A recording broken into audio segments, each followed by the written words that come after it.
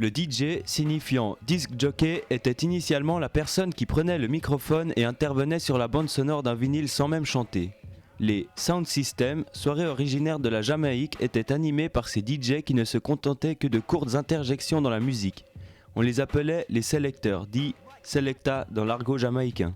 Le lien entre ces DJ et le hip-hop se fit une fois de plus grâce à DJ Kool Herc, qui émigra de sa Jamaïque natale lors de son adolescence.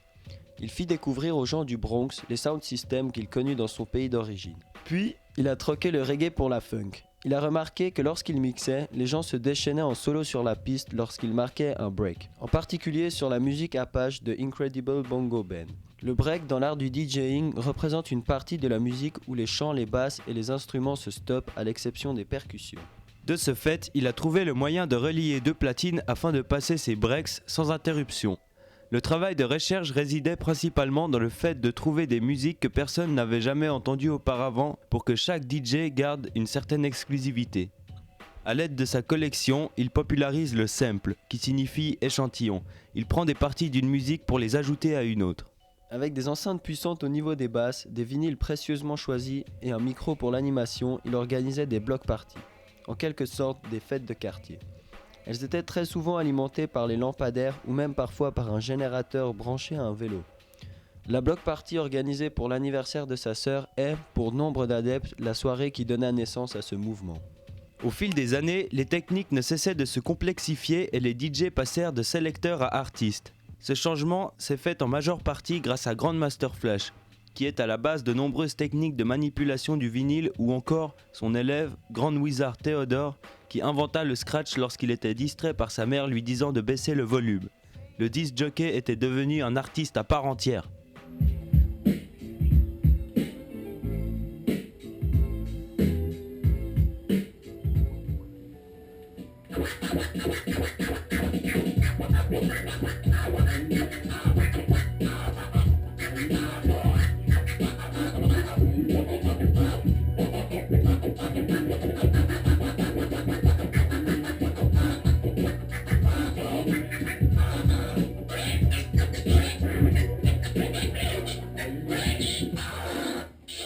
Ils sont ceux qui ont entraîné les premiers rappeurs à chanter sur leur set et les premiers danseurs à se lancer en public lors de leur soirée à Manhattan. Ils deviennent même producteurs, comme Afrika Bambaataa qui avec sa collection de vinyles très complète a lui aussi collaboré pour la popularisation du sample et de la superposition de deux morceaux sur des BPM identiques, autrement dit sur le même tempo. Alors, comment se fait-il qu'aujourd'hui le DJ est proche d'être retourné à la fonction de sélectionneur et que les soirées qu'il assure ne soient plus, pour la majorité, des soirées enflammées par des DJs inventifs, techniques et originaux? Et pourquoi les DJs sont très souvent seuls lors d'un show alors que par le passé, ils étaient accompagnés par des groupes et des danseurs? Jusqu'à aujourd'hui, les méthodes se sont complexifiées de manière ahurissante pour ceux qui ne jurent que par le vinyle. Le matériel électronique a aussi suivi cette amélioration fulgurante. Les tables de mix permettant de jongler avec les deux morceaux sont devenues de vrais ordinateurs. Les platines sont électronisées et l'on joue les morceaux provenant d'un ordinateur, ce qui efface une part de la pureté du travail qui peut résider dans l'échange de deux vinyles en plein mix. Mais c'est surtout devoir aller écumer les caisses de 33 tours dans une petite boutique sombre pour y trouver des titres quasiment inconnus qui fait l'art du métier. Pressés en faible quantité, ces titres qui par la suite viennent s'ajouter à une collection de vinyles rares sont destinés à alimenter leur soirée d'une touche personnelle. Avec l'avancée technologique, une facette importante de la discipline est perdue et de nos jours, rares sont ceux qui utilisent encore des vinyles. Beaucoup de DJs produisent leur musique sur un ordinateur et mixent à l'aide de boutons et de touches. On se dirige vers un conformisme des techniques, il est donc dur d'être original. Dans le passé, chacun reflétait sa personnalité par son art. C'était une course au DJ le plus inventif et créatif. Actuellement, ce sont les ventes qui priment. L'industrie de la musique électronique étant de nos jours la plus importante au sein des genres musicaux, a éloigné les DJ des platines.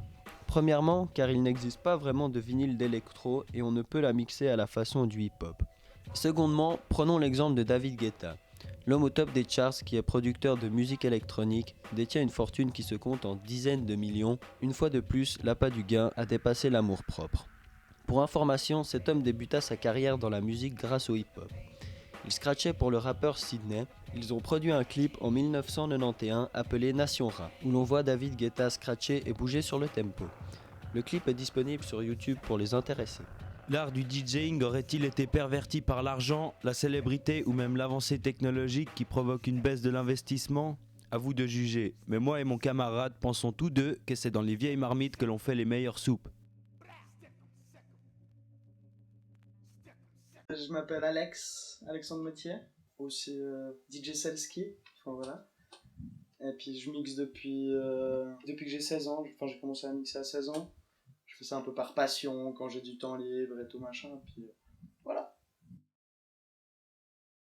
J'allais souvent à Discadrac, puis j'ai commencé à écouter, à essayer de chercher un peu et tout, puis c'est là que j'ai commencé à acheter des vinyles avant d'avoir les platines. Je voyais les gars scratcher, mais je devenais ouf. Putain, comment ils font les gars et tout, c'est tellement violent, ils font des passes par là, ils te recréent une mélodie. Si je fais un truc, c'est ça que je veux faire, quoi. C'est l'orchestre, tu vois, enfin, dans un groupe de musique, t'as ceux qui jouent de la musique, ben là, c'est les platines, quoi, c'est lui qui donne il a une place importante, je pense. Les concerts où il n'y a pas de DJ, je trouve que c'est quand même pas la même chose, quoi. Ça apporte un truc d'important, quoi. Ben, référence quand même, c'est New York. J'aime bien le rap de New York, quoi. Ouais, les Wu-Tang, les classiques un peu.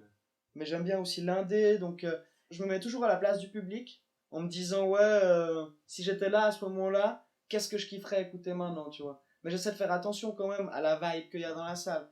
Mais au final, c'est toi qui crée la vibe. Tu mets un truc un peu que les gens connaissent pas, les gens sont là, ah ouais, je connais pas, mais ça tue et tout.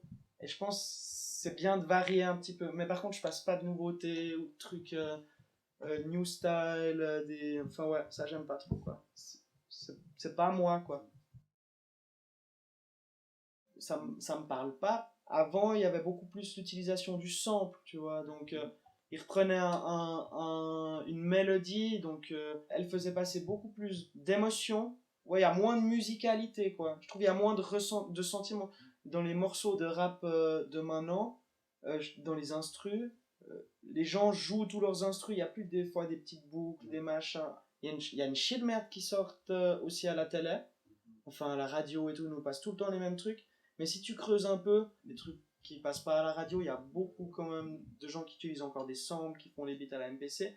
Mais dans le gros du commercial maintenant, et puis de ce qu'on entend, je trouve qu'il y a moins de musique en fait.